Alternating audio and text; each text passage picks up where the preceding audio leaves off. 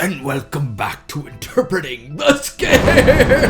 That's right, we're back at it on a month-long journey throughout the nightmares. Now this month, remember, I'm looking at 31 foreign horror films that I've never seen before in chronological order. I've already spoken about Ringu and its abandoned sequel, Spiral, but today I discussed the official sequel to the original Ringu film, simply called Ringu 2, or it depends on where you are, but Ring 2. But time to find out if it truly is the preferred version, and let's get cracking. Similarly to Spiral, Ringu 2 focuses on the character of Mai Takano, played by the same actress, Miki Nakatani, as she tries to figure out what exactly happened to her mentor, Takayama, played by Hiroyuki Sanada, who died in the first film, but he also played a vital role in Spiral. But thankfully, this movie's not as crazy as that. On her quest, she runs into the main characters of the first film. You got Reiko and her son Yoichi, who are kind of laying low after the events of the first, but things are starting to get a little bit insane as Yoichi is starting to show signs of psychic abilities,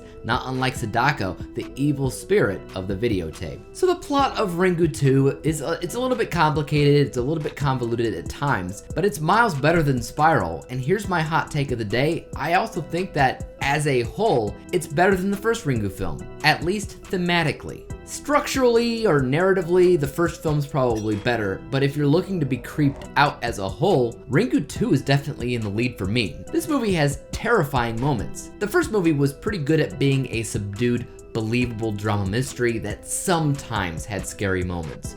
So the moments where Sadako started coming into our world, the atmosphere of that entire film suddenly got darker, and you felt the contrasting feeling of that film.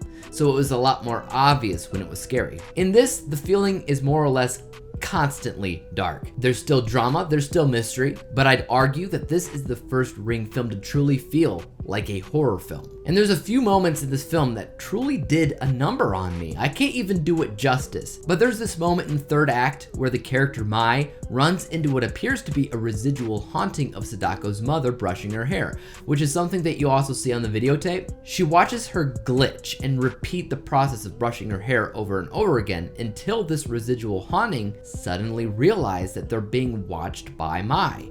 She stops brushing her hair and slowly turns to look at Mai, and there's this look on her face.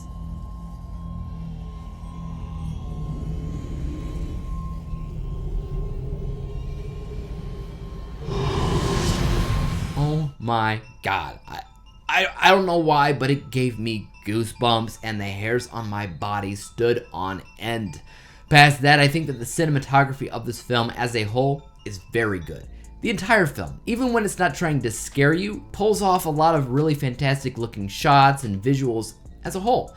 That combined with the sound and editing of the film, honest to God, makes this film feel more on par thematically with what I deem The Ring should feel like. Though I will say, 3 movies in at this point, I'm pretty sure I've only ever heard one phone call after the video was watched. Even though that's part of the lore and the charm.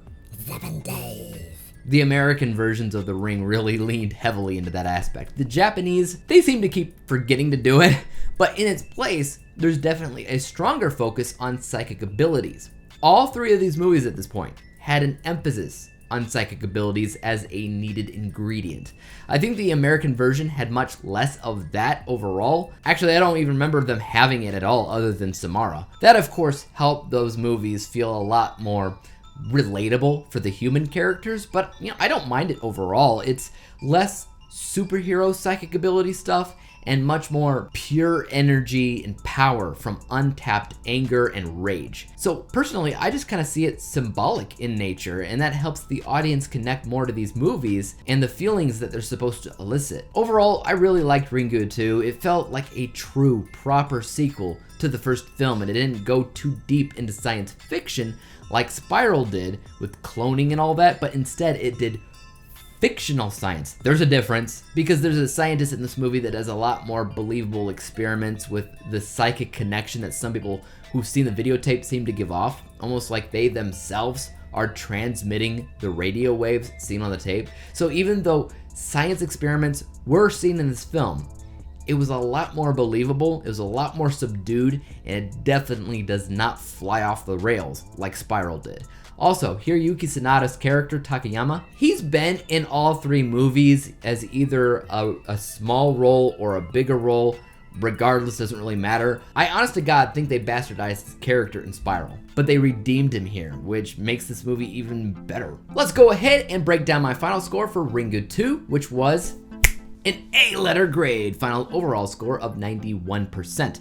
91 out of 100 possible stars. This film's fantastic on all fronts. If you're trying to decide which Ring 2 movie to watch, I would definitely pick this one. Again, it may be a hot take, but I think it's probably the best overall Ring film I've ever seen, period. But I have a bit more to go, and I eventually will. Tomorrow, we're taking a short break from the Ring films to talk about something else, so stay tuned for that, and make sure to let me know in the comment section down below which Ringu sequel you prefer. And as for YouTube, you guys know what to do. Hit that like, subscribe button, and bell to be notified when I come out with my next review for Interpreting the Scares. And until then, guys, peace out.